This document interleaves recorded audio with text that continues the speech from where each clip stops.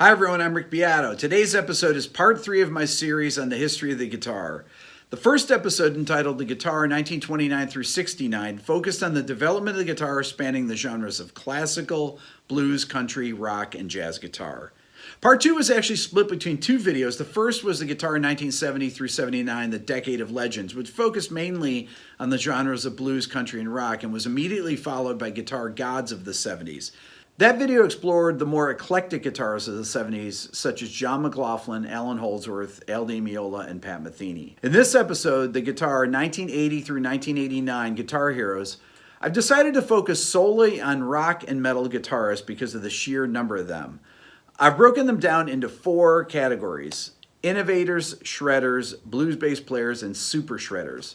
If some of you think I may have forgotten someone inadvertently or could have grouped them differently, leave a comment below. Depending on the comments, I may do an update to this video, in which case I will put in the description the names of the people that gave me the suggestions for either the players that I omitted, or if I need to move some of the players to a different category or even create a new category. I'd like to start off with the super shredders. These are people with superhuman technique. When I think of super shredders, the first person that comes to mind is Shawn Lane.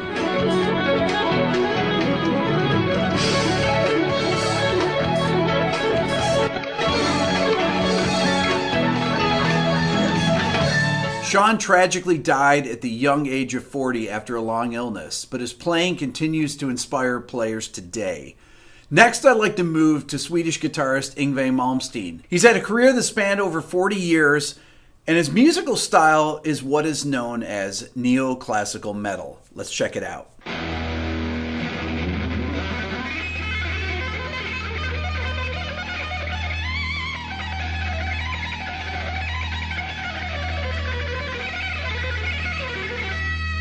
You can hear in that clip that Yngwie was very influenced by classical music. Composers like Paganini, who was a violin virtuoso from the 18th century. Many of the neoclassical style players came up through Shrapnel Records. Now, Shrapnel Records was Mike Varney's label, which was begun in 1980. Shrapnel Records had an incredible roster of artists and bands, including the group Cacophony, which featured Jason Becker and my good friend Marty Friedman on guitar.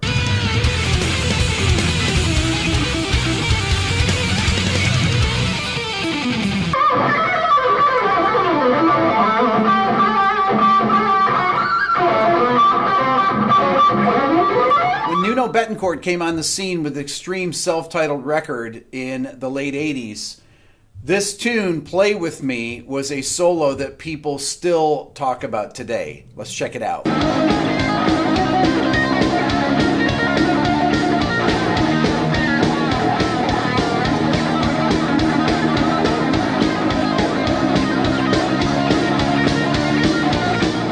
Here are some of the other super shredders you need to know.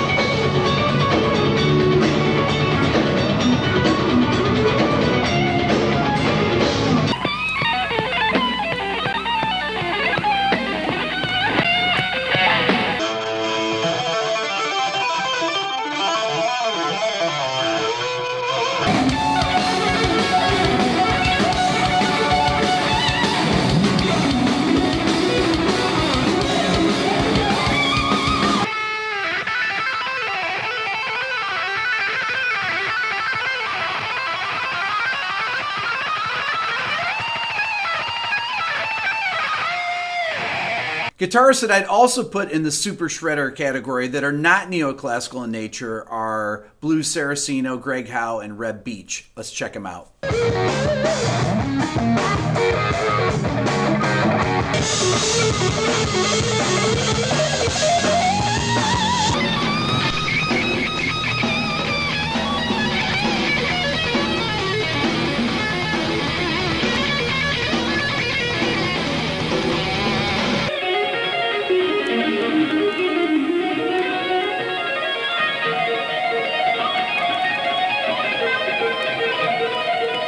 Next, I'd like to move to the blues bass guitar category. A perfect example of this is AC/DC guitarist Angus Young. Let's check him out.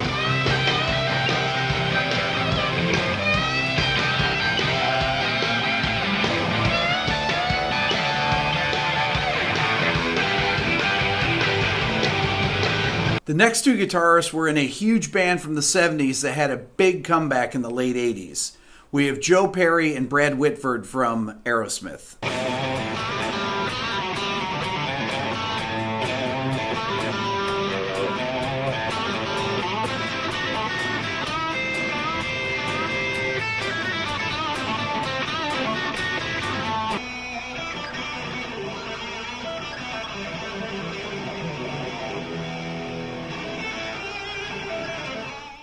In the late 60s and early 70s, when we thought of Les Paul, Jimmy Page came to mind. But that changed in 1987 when Appetite for Destruction was released. Next on the list, we have Slash.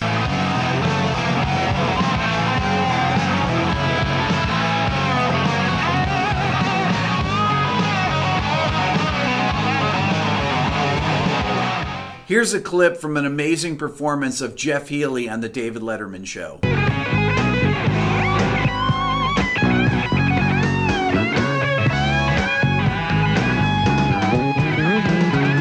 I remember when Sultans of Swing first came on the radio when I was in 10th grade. Here's a clip from Money for Nothing. It's Mark Knopfler with Dire Straits.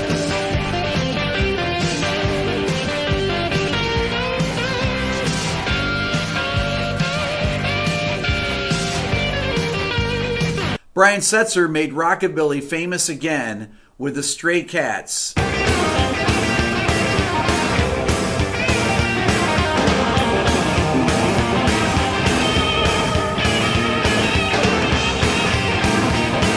Guitarist Gary Moore shared the stage with everyone, from Thin Lizzy to B.B. King to Albert King.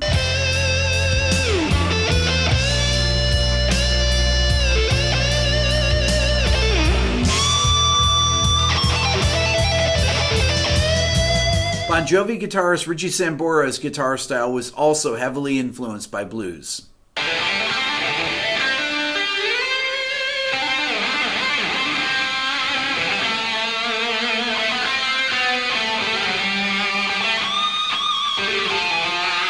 This next category, it took me a while to come up with a title for. I'm still not sure that it's the right one. I just simply call them the Shredders. They're guys that were band members of famous bands, typically, and they were great guitar players. Guys like Phil Collen from Def Leppard, or Vito Bratta, or George Lynch, or Jakey Lee, Zakk Wylde.